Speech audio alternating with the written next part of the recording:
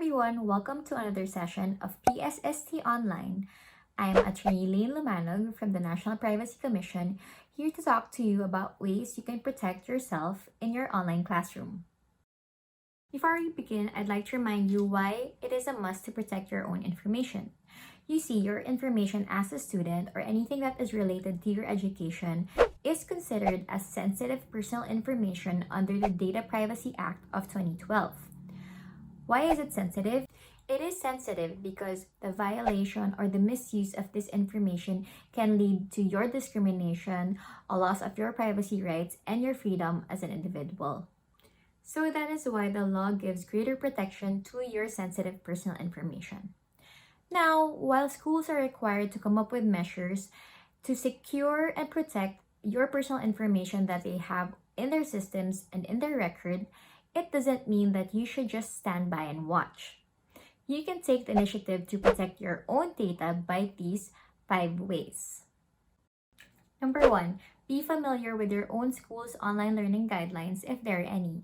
So these guidelines can include the proper platform to use in your online discussions, your group discussions, where you will submit your requirements or your projects, as well as guidelines on the recording of online lectures, and guidelines as to how you will conduct yourself as a student during these online discussions, whether you should be opening your camera or be on mute the entire time and things like that. So make sure to use only authorized platforms for your schoolwork. It would be best if social media isn't used. However, if it's the only option left, make sure that the settings are made private and that you limit access to only your classmates and your teacher. Your school may have a policy on the recording of online lectures, but I'm pretty sure you want to have your own personal recording, so you might want to record it on your phone while the class is going on. However, make sure that this is allowed by your school's policy, or if there is none, be sure that your classmates are aware of it and that you have obtained your classmates and your teacher's permission to record the lecture. Number 2, use a separate email if possible and never give your password to anyone. Nowadays, we use our own personal email in almost everything related in the internet, be it logging in or signing up into different apps or creating accounts in different websites. But the threat to hacking is always there. So if one account is compromised, other accounts where you may have used your personal email may be in danger as well. So if possible, create a separate and dedicated email account for your school needs. You can use this email to log in into your school account if you have one, or use this email to submit school requirements. This goes without saying that never give your password to anyone. Number 3, change your background during your online class or discussion. This is very simple. Just use an image to change your background in the online platform that you're using during your classes. Unless you live alone, it would be best if your background is something other than your home. You can keep your home environment private as well as protect the privacy of others who are living in your household. Number 4, be cautious about sharing your personal information in public. People are almost always willing to disclose anything and everything about themselves.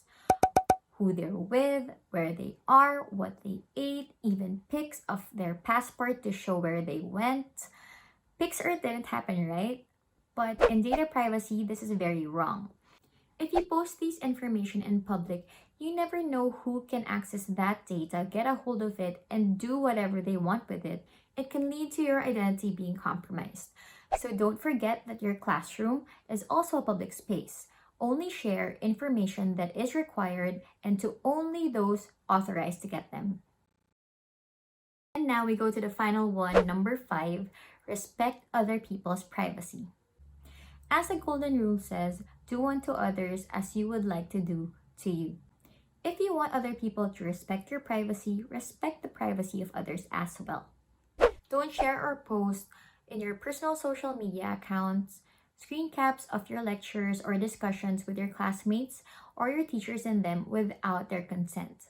Remember that photos are also personal information and they must be used appropriately.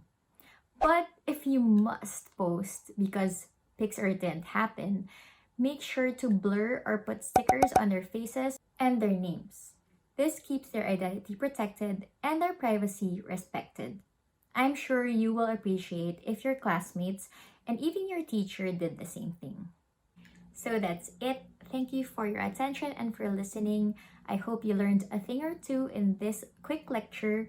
Don't forget to check out the other PSST online videos as well as our website privacy.gov.ph and check out 30 ways to love yourself online.